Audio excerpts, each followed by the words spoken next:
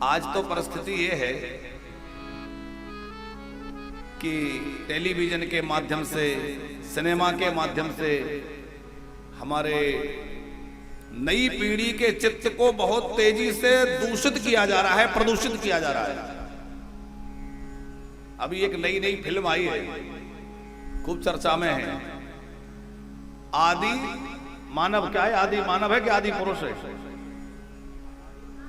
आदि पुरुष नई फिल्म आई है, आदि पुरुष करके। और हम तो फिल्में देखते नहीं, पर वो हमारे धर्म से जुड़ी हुई है, तो लोगों ने कहा, तो हमने थोड़ा बहुत उसके विषय में जानकारी ली कि भाई इसमें क्या है। तो उसमें हमारे धर्म को बदनाम करने के लिए यह, हमें ऐसा लगता है कि यह एक इंटरनेशनल षड्यंत्र है सनातन धर्म को बदनाम करने का।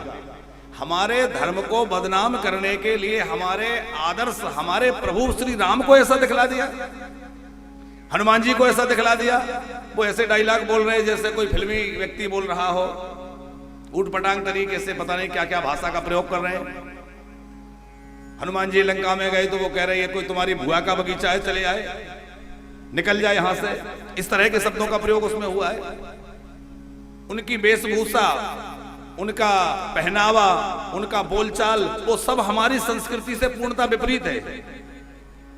वो हमारी संस्कृति को बदनाम करने का एक षड्यंत्र है, हमारे धर्म को बदनाम करने का षड्यंत्र है।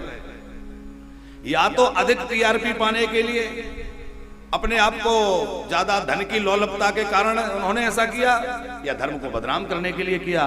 पर जैसे भी किया, जिस लिए भी किया, वह क्षम्य नहीं है, अक्षम्य अपराध है। हम सब लोग मौन बैठे रहें तो बात नहीं बनेगी। हम सबको आवाज उठानी चाहिए कि ऐसा क्यों हुआ। आज वो बनाने वालों से हम कहते हैं, खुले मंच से कहते हैं कि वो किसी दूसरे धर्म पर बना के दिखाएं, किसी दूसरे धर्म का इस तरह से मजाक करके दिखलाएं, पता चल जाएगा।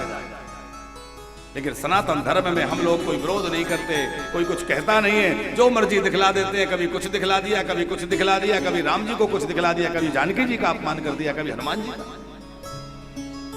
जिससे हमारे बच्चों के मन में हमारे राम जी के प्रति क्या चित्रण बैठेगा। जिन्होंने राम कथा को समझा नहीं, राम के चरित्र को समझा नहीं, अब वो इस मूवी को देखने जाएंगे तो उनके मन में राम जी के प्रति क्या भाव बनेंगे? वो क्या समझेंगे राम क्या थे, वो क्या समझेंगे हनुमान क्या थे? उनके दिमाग में, उनके चित्त में तो वही छवि बैठ जाएगी कि नहीं? तो वह राम के आदर्श को, हनुमान जी के आदर्श को, उनकी मर्यादा को, उनके धर्म को समझ ही नहीं पाएंगे, उनके चरित्र को समझ ही नहीं पाएंगे, उनके चरित्र को वो समझ सकें। इसलिए आवश्यक है कि यदि बनाया जा रहा है कुछ, तो वो पूरी मर्यादा में, धर्म की मर्यादा में रह करके और तरीके से बनाया जाए। नहीं तो इस प्रकार से उल फुजूल चीजें स्वीकार नहीं करेंगे। अब उसका पुरजोर विरोध होना चाहिए और सबको विरोध करना चाहिए कि ऐसा नहीं होना चाहिए। लेकिन हम लोग बस इसमें रहते हैं कि हमें क्या करना है, अब होता रहे, हमें क्या करना है। और हमें क्या करना है ये सोचते सोचते ही एक दिन ये परिस्थिति आ जाएगी कि हमारे बच्चे ही हमारे धर्म से दूर हो जाएंगे, संस्कृति से दूर हो जाएंगे, और खुले में श्वास लेना भी उनके लिए मुश्किल हो जाएगा। जो षड्यंत्रकारी लोग हैं वह हमारे आने वाली पीढ़ियों को सुखी नहीं रहने देंगे। उस पर भी विचार कर लीजिए।